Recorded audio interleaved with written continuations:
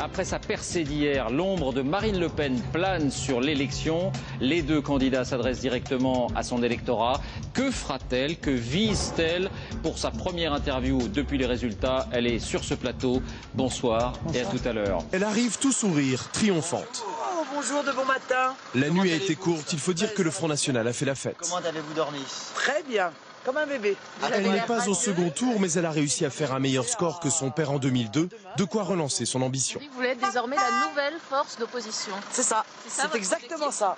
Une recomposition à droite qui ne fait pas de doute, selon Jean-Marie Le Pen, qui assistait ce matin au bureau politique. Comme votre fille, vous croyez à l'explosion de l'UMP?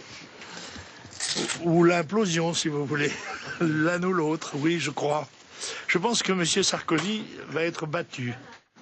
Tout sourire aussi, Steve Briouat, son bras droit dans son fief d'Hénin-Beaumont dans le Pas-de-Calais, savoure le score obtenu hier. Ici, Marine Le Pen est arrivée en première position. Dans la rue, on applaudit aussi. Je suis très contente. J'aurais bien aimé qu'il y aurait eu un affrontement au deuxième tour, quoi, avec le Front National, mais ça sera peut-être pour la prochaine fois, quoi. Même enthousiasme pour Marine Le Pen dans certaines communes rurales comme la Meuse. À Lavincourt, la candidate a dépassé les 40%. On est content de l'avertissement lancé à Paris. Je pense qu'elle a proposé des choses intéressantes et qu'elle fait peut-être moins peur que son père aussi, entre guillemets. En ligne de mire, le président sortant. Casse-toi pauvre con, lui c'est lui qui se casse. Voilà ce qu'il gagne, quoi. Puis il fait rien. Pour les petites communes, il ne fait rien du tout. Il a voté Marine Le Pen pour la première fois. Demandeur d'emploi issu d'une famille de gauche, un nouvel électeur mais avec des motivations très classiques. Ils avaient parlé de nettoyer les sites au Karcher en fait, et ça n'a pas été fait, mais enfin, c'est pas nettoyer les sites au Karcher dans le sens propre, c'est plutôt, il y a un moment où il faut arrêter. Il y a trop de délinquance, et trop de délinquance, c'est l'insécurité. Florian Faustin habite dans la Vienne, symbole de la nouvelle implantation géographique du vote frontiste. Si Marine Le Pen réalise en effet des bons scores dans ses bastions traditionnels de l'Est et du Sud du pays, plus de 22%, elle réalise surtout une percée importante dans des régions habituellement hostiles. En Bretagne, plus de 13% contre 7 en 2007. Un score quasiment doublé dans les Pays de la Loire, tout comme en Poitou-Charentes, plus de 16%. Marine Le Pen, vous êtes l'arbitre de ce deuxième tour? Non, ce sont les Français qui sont l'arbitre du deuxième tour. Ça n'est pas moi. Je leur donne rendez-vous au 1er mai. Vous avez des partisans qui attendent votre consigne. Oui, je ferai un grand discours au 1er mai où je leur expliquerai de manière précise quelle est ma position, qui probablement ne les étonnera pas, les raisons pour lesquelles je leur donnerai cette position. Les ressorts qui sont ceux de cette élection, les conséquences pour l'avenir, la construction de ce que nous sommes en train de faire aujourd'hui et dont nous avons posé les fondations hier, des fondations extrêmement solides, contrairement à ce que j'ai pu entendre. Car enfin, depuis ce matin, j'entends M. Hollande et M. Sarkozy faire mine de multiplier les amabilités à l'égard des électeurs qui se sont portés pour moi au premier tour. Mais ça vous choque? Non, mais tout en les insultant et en les humiliant. Puisque l'un dit que ces électeurs se sont tournés vers moi parce qu'ils ne savaient pas vers qui se tourner. Ça, c'est M. Hollande. M. Sarkozy explique que c'est un vote de crise, un vote de souffrance. Non, non, c'est un vote d'adhésion. Les électeurs qui se sont portés sur Marine Le Pen savent pertinemment ce dont ils ne veulent plus et ils savent pertinemment ce qu'ils veulent. Ils veulent du protectionnisme, ils veulent l'arrêt de l'immigration, ils veulent le retour de la sécurité, ils veulent la priorité nationale à l'emploi, au logement, ils veulent la proportionnelle, ils veulent le référendum d'initiative populaire, ils veulent la souveraineté de la France. Bien. Voilà ce qu'ils veulent. Donc je trouve que c'est humiliant de les traiter comme si c'était uniquement un vote de colère, on allait leur faire deux poutous et puis ça allait aller mieux après. Voilà. Vous dites je me prononcerai le 1er mai, on a l'impression que votre décision est déjà prise. Certains de vos lieutenants ont dit il n'y aura pas d'appel pour tel ou tel, il n'y aura pas de consigne de vote. Est-ce que vous pensez que sérieusement que vous pouvez donner une consigne le 1er mai ou est-ce que votre décision est prise? Je vais surtout donner une analyse. Parce que n'oublions pas tout de même... Mais vous comprenez que c'est la consigne qui nous intéresse aussi. Oui, mais M. Pujadas, vous savez, moi je ne change pas d'avis comme de chemise. Je ne promets pas tout et l'inverse de tout. Je n'ai rien à vendre, je n'ai rien à négocier. Vous savez pertinemment que je considère depuis longtemps Nicolas Sarkozy et François Hollande sur la même ligne, sur des sujets qui m'apparaissent absolument essentiels, dont le premier est évidemment la souveraineté de notre pays. J'avais dit que j'étais la seule candidate à l'élection présidentielle. M. Hollande et M. Sarkozy ne sont pas candidats à l'élection présidentielle. Ils sont candidats à la gestion d'une sorte de territoire sous tutelle de la Troïka. Bon, je vous rappelle que j'avais dit aussi que la crise n'était pas terminée. Elle vient de ressauter à nouveau avec les Pays-Bas. Marine Le Pen, est-ce qu'il y a une proposition, une déclaration de l'un ou de l'autre qui pourrait vous faire changer d'avis? Est-ce que vous les écoutez? On a beaucoup écouté et j'ai entendu Nicolas Sarkozy dire aux électeurs, aux Français qui se sont portés sur ma candidature, je vous ai entendu. Ça me rappelle, je vous ai compris. Ça s'est mal terminé quand même. Donc vous n'attendez rien d'eux dans les jours qui viennent? Sur des promesses, il y en aura. On va se draper dans le drapeau français, on va parler de protection, on va parler d'Europe sociale, etc. Des promesses, on est gavé de promesses. Ça fait 5 ans qu'on est gavé de promesses. Voilà, d'un côté comme de l'autre. Ce que je vois, moi, c'est que dans les régions, les socialistes, dans les mairies, les socialistes, Nicolas Sarkozy à la tête de l'État, ça a été plus d'immigration, plus de laxisme, plus d'impôts, plus de taxes, ça a été tout cela. Alors, je ne sais pas, peut-être vont-ils trouver la solution miracle. Mais vous n'y croyez pas. Je dirais aux Français ce que j'en pense le 1er mai. Ce que je voudrais vous dire ce soir, c'est que nous avons fait hier un résultat extraordinaire. Mais ça n'est qu'un début.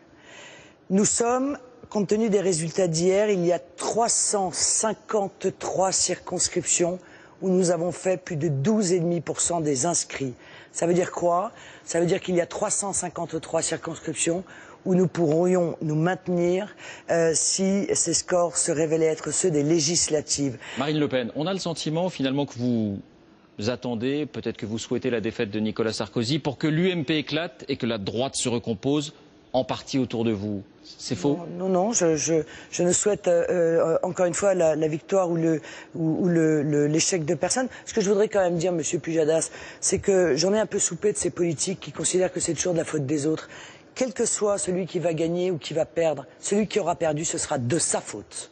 De sa faute exclusivement et de la faute de personne d'autre. Parce que ça aussi, c'est un tout petit peu facile que de venir chercher des responsabilités chez les autres. Alors, je vous rappelle tout de même que Nathalie Kosciusko-Morizet, qui est la seule porte-parole de Nicolas Sarkozy, a dit il y a quelque temps qu'en cas de duel entre Marine Le Pen et François Hollande, elle voterait François Hollande sans hésitation. C'est-à-dire Parti socialiste sans hésitation.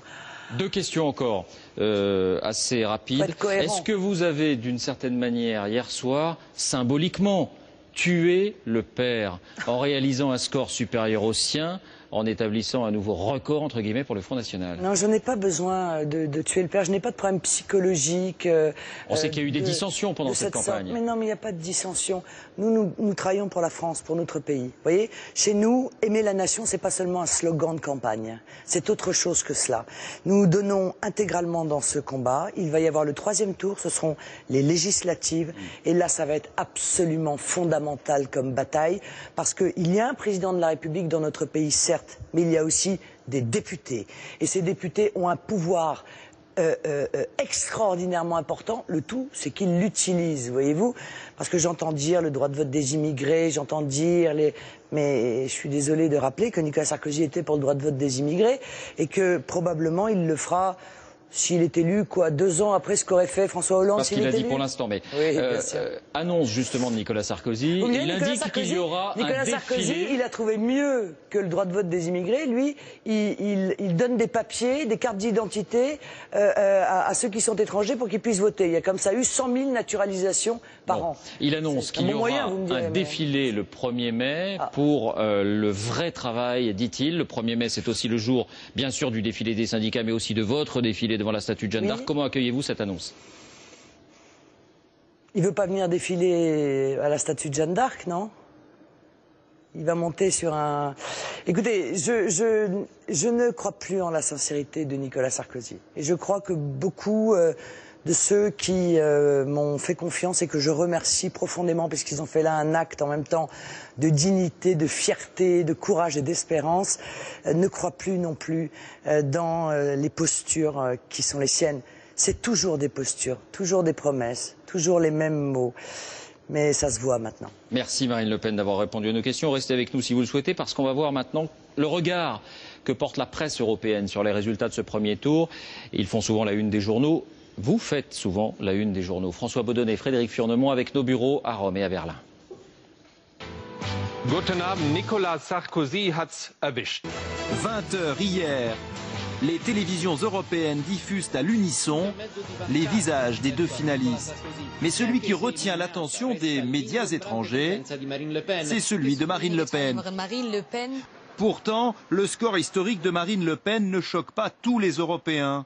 Exemple, les Italiens, habitués aux thèses populistes de la Ligue du Nord. Oh, vous savez, la France, l'Italie, quand il y a un danger, une période de crise, on se tourne toujours vers la droite conservatrice, parce qu'ils protègent nos richesses. Et chose rare, aujourd'hui, la Commission européenne elle-même a commenté le premier tour en France. Bruxelles met en garde contre la menace populiste en Europe. Et il est vrai qu'aux Pays-Bas, en Autriche ou encore en Finlande, l'extrême droite est déjà l'arbitre de la vie politique nationale. Un mot de réaction, Marine Le Pen, mais rapide, s'il vous plaît. Quel bonheur, la Commission européenne est malheureuse et inquiète. Ça veut dire que nous sommes sur la bonne voie. Parce que ce sont ces partis populistes dont il parle, ce sont les partis qui défendent la nation. C'est le grand retour de la nation contre le fédéralisme européen qui a fait tant de mal et qui continue à faire tant de mal aux peuples européens. C'était pas seulement la Commission, c'était aussi la presse. Hein. Oui, mais très bien. Mais tous ceux qui sont les défenseurs du fédéralisme s'inquiètent de la montée de mouvements qui défendent le retour des nations dans l'Europe. Tout ça m'apparaît très enthousiasmant. Merci d'avoir accepté de nous avoir donné cette première interview au lendemain de ces résultats, Marine Le Pen.